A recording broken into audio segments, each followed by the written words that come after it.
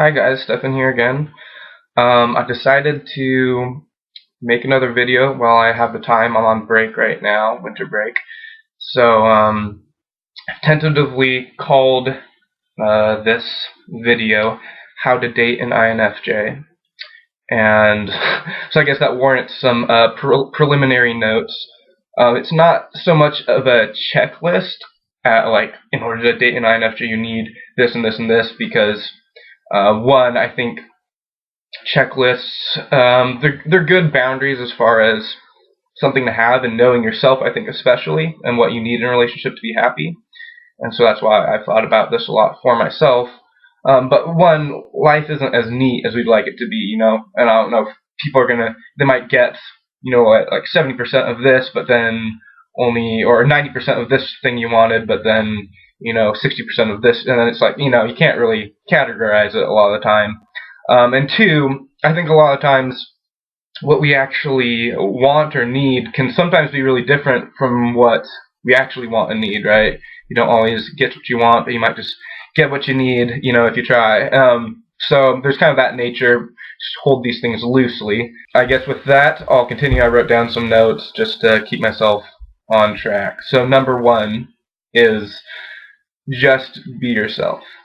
INFJs are very intuitive and sensitive, so they pick up on the subtleties. Like, you'll read this everywhere. You can read about INFJs that we're kind of have this inborn BS detector. And while I can't say it's perfect, it is very sensitive, and so I can tell when people aren't being themselves.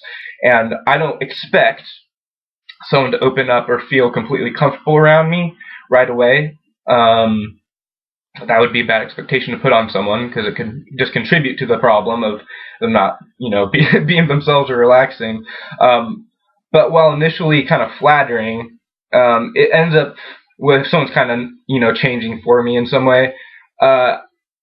It feels more awkward for me and makes me kind of feel sad when I sense someone else is trying to impress me or being something other than what they are. I just want them to be authentic, because I want to be authentic in the relationship, and so I end up thinking if they're not really being themselves, and I feel like that's the case, I'm like, oh, well, maybe I need to perform or do something similar to mirror that. And so in so many ways, we just want the other person.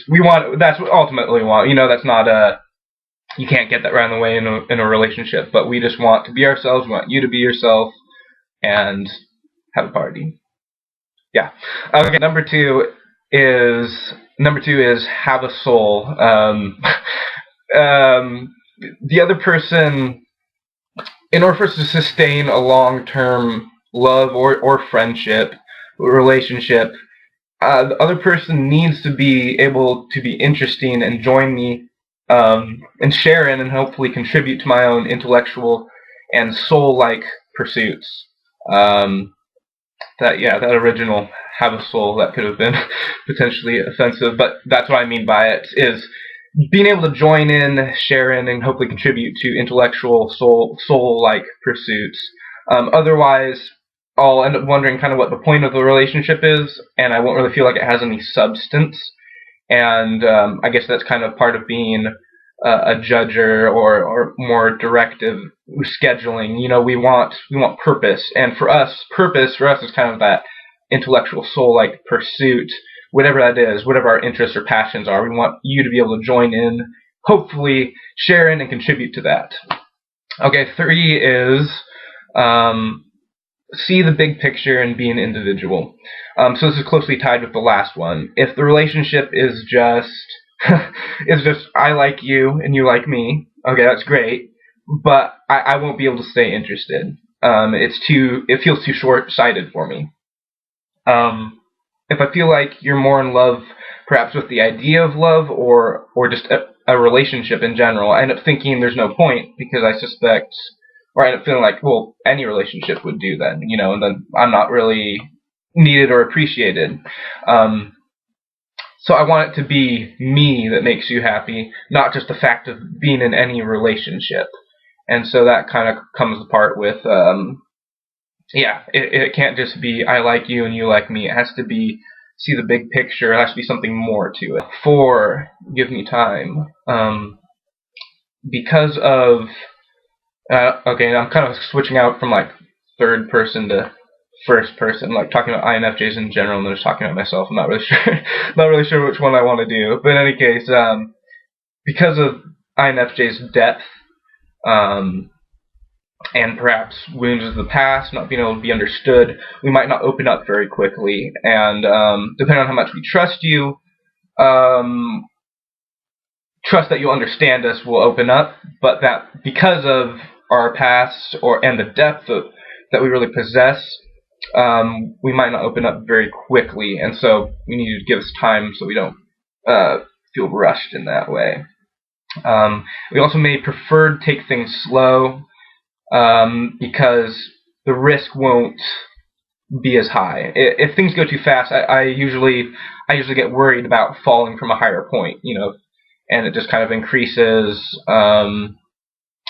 that worry, and then I get more worried about that than focusing on the relationship, and actually what it is. So I think that just comes with being kind of sensitive and cautious in a way, and so really, like, I'll end up feeling, if it goes too fast, I'll feel like the risk isn't worth it. No matter how much I may like you, I'll instinctively put the brakes on, because it's just like going too fast, and then I get worried about it being, falling from a higher point, perhaps. Alright, 5. Make me feel alone. This is a big one. I talked about this one in the last video. This is what I think INFJs desire more than anything in a relationship, is namely to be understood. So I want someone that makes me feel alone in that way, completely alone in my thoughts. Like there's no interruption of consciousness in a way. That's kind of an idealistic viewpoint ultimately, but the underlying principle is being understood. And I said in the last video that INFJ's love language, I posit, is understanding, is being understood. And so ultimately we acknowledge that it's not possible to be completely understood, and depending on how idealistic an INFJ is, or at what season of their life they're at, kind of with between disillusionment and their ideals, they'll get that or won't get that to a degree, but we have to acknowledge that it's not possible to be completely understood, but it's still our love language, and it's still really important. So the degree that I feel like a relationship will allow me to be myself and be appreciated for that, I'll be able to keep genuinely hoping in the relationship. And unfortunately, it can't be kind of a theoretical understanding, like you know a lot of things about me. What I mean by that is it kind of has to be that, what I talked about before, a kind of joining in and sharing, rather than a looking in and trying to understand from the outside, as one might try to memorize like facts for a test, if that makes sense. And we'll be able to tell which type of understanding you're kind of coming at us with, or which type you're perhaps capable of, and that'll be something we'll measure the worth or viability of the relationship, perhaps. And again, this is for our close relationships, the ones that we're caring about the most, and we want to be the most authentic, and thus we're going to most assert what we want and what we need. And for friendships or acquaintances, I mean, obviously these things won't matter as much. Okay, 6. Actually, I'm going to go to number 7 first, because 6 is more complicated. So I guess this becomes the new 6.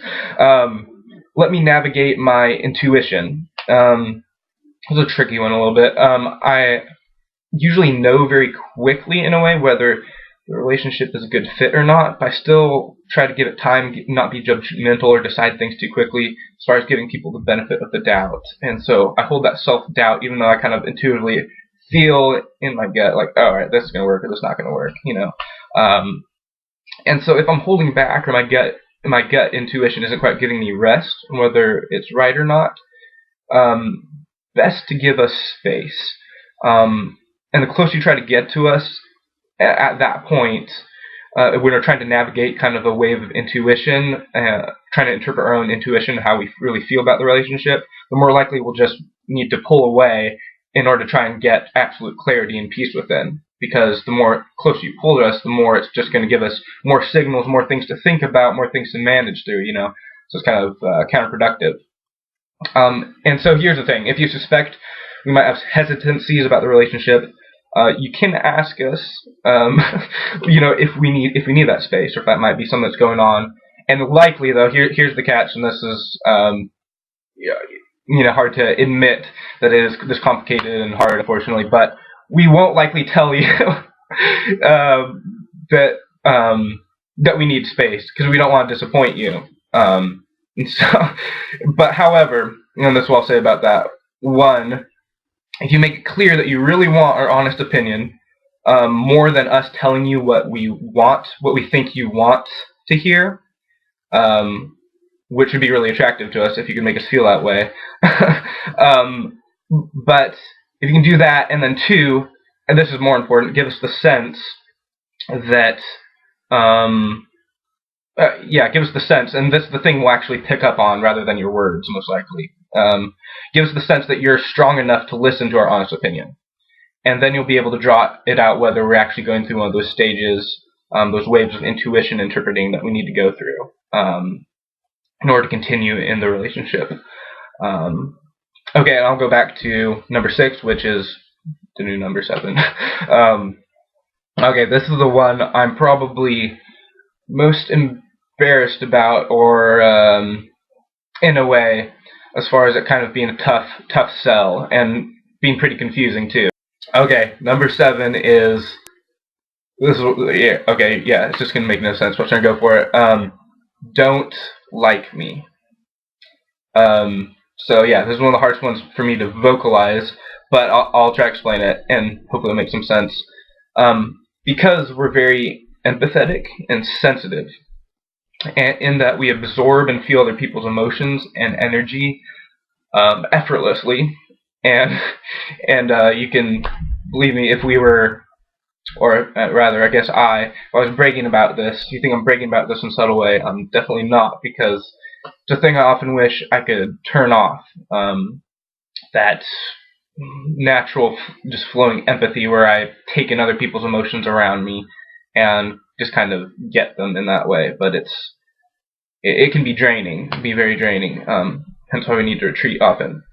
But okay, so obviously it's okay and welcome, obviously, for another person to show that they like us or like me, especially in the beginning of a relationship. That's pretty important. That is, if you do, of course.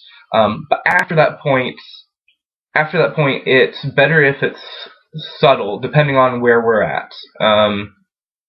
If we're kind of all in and we feel like we can trust you and you see like that we're opening up, it's okay to more so express that. But if we're still kind of going at our slow, regular pace, I can't say that's normal for all INFJs. I think we can open up at kind of very dinosauric pace or a very snail-like pace, depending on our past and how we feel about you. It's often not in between, though that's ideal, obviously. But in any case, the reason is for this, the don't like me, is the more apparent it is to me that you like me, I pick up and absorb that feeling, and what that ends up doing is I feel more pressure to reciprocate than I perhaps may be ready for at the time. And so this only ends up making me feel guilty for not being able to reciprocate as much as I feel I should. And then I end up feeling guilty and afraid of disappointing you, rather than continuing to slowly develop my own feelings as we continue to get to know each other or pursue the relationship. And so that one is, I wish that wasn't a factor, but yeah, it is. In any case, last one I'll add is, that's the end of my list, but the last one I'll add is psychological awareness. So I kind of talked about need to be understood, authenticity, that's big, navigating intuition. I talked about sensitivity and empathy, how that plays into the relationship. And last one is kind of like psychological awareness, is because we're very attuned psychologically for the most part. Let's say we don't have blind spots as well, but because we're very introspective, we can kind of pick apart a relationship and see people's motives, see our own motives, and that can make relationships difficult because your motives often aren't ever pure or completely coming from healthy places, and so that can make us be more specific or nitpicky and within ourselves and for other people. So that's just another factor I won't say any more about other than that. Okay, that's pretty much all I wanted to say. As always, comment below and let me know what you think, agree, disagree, or what further questions you might have, or any other topics you might want me to cover. Thanks for watching.